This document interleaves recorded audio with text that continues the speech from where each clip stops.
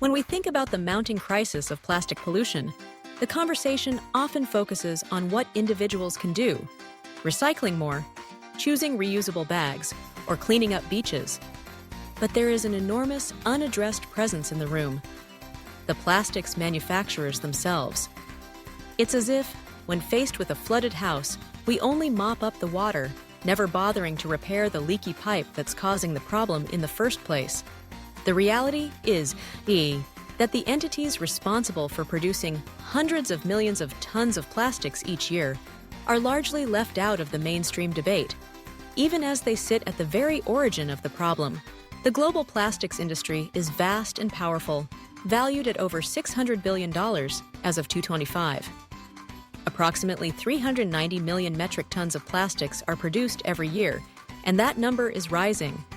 China leads the pack, responsible for about 30% of global plastics production, followed by the United States, India, and the countries of the European Union. These manufacturing giants churn out everything from food packaging and water bottles to automotive parts and electronics housings, saturating nearly every aspect of modern life with plastic goods. Yet, when it comes to addressing the pollution crisis, the manufacturers themselves are rarely held to account.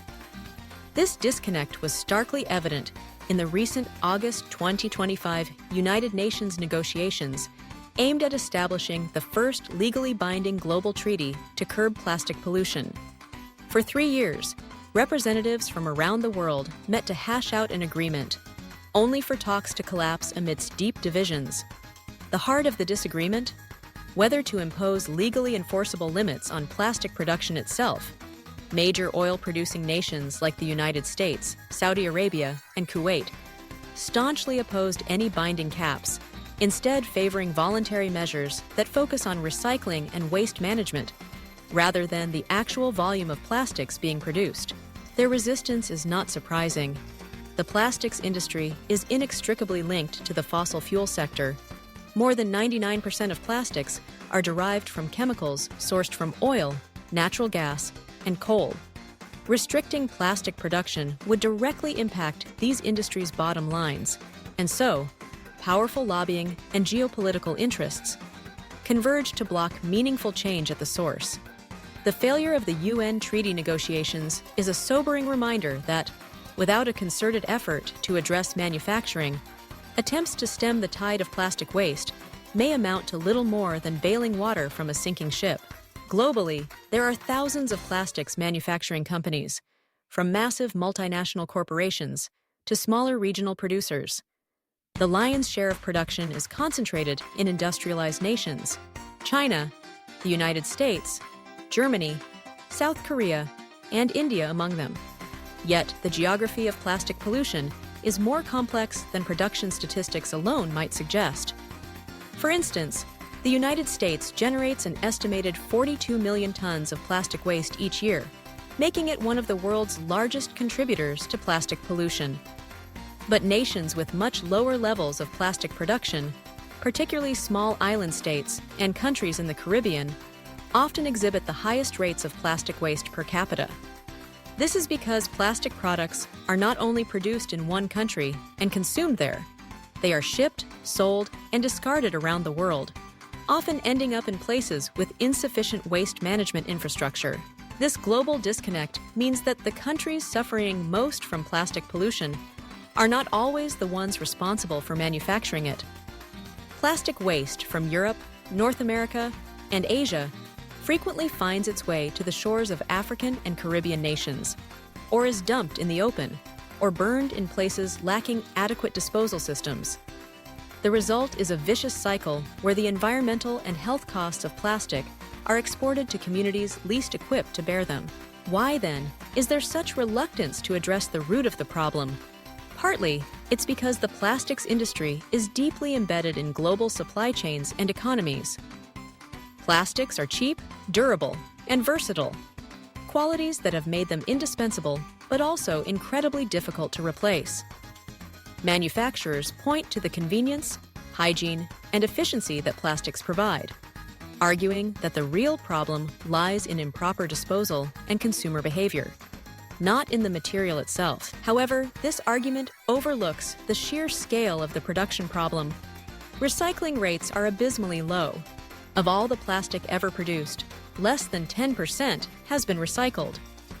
The rest has been incinerated, dumped in landfills, or leaked into the environment. Even in countries with advanced recycling systems, much of the collected plastic is either too contaminated or too low value to process economically. Given the apparent deadlock at the level of international policymaking, is there any hope for a turnaround? Surprisingly, yes, but it will require both technological innovation and a fundamental shift in how we think about plastic. One of the most promising technological developments comes from companies like Carbios, which is pioneering enzymatic recycling.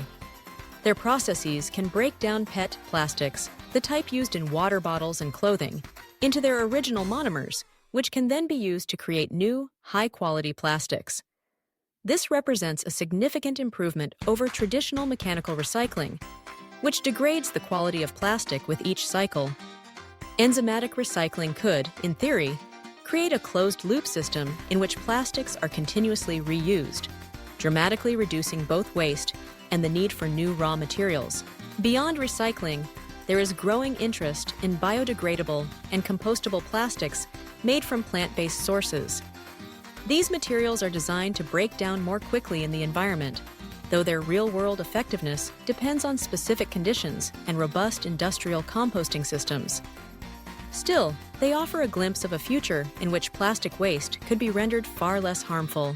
Perhaps the most transformative idea is the adoption of circular economy principles, rethinking product design, business models, and consumption patterns so that materials are kept in use for as long as possible.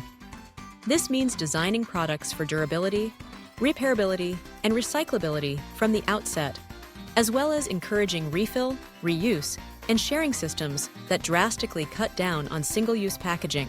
Ultimately, the hope for a real solution lies not in blaming consumers for their littering habits, but in demanding accountability and change from the very industries that profit from producing plastics in the first place. Policymakers, businesses, and the public must work together to shift the responsibility upstream to the manufacturers whose choices ripple outward across the globe. If there is hope, it is found in the growing awareness that the plastics crisis is not just a question of waste, but of production itself. It is found in the innovators developing new technologies, in the advocates pushing for systemic change, and in the communities demanding that the world's largest polluters take responsibility for the mess they have created.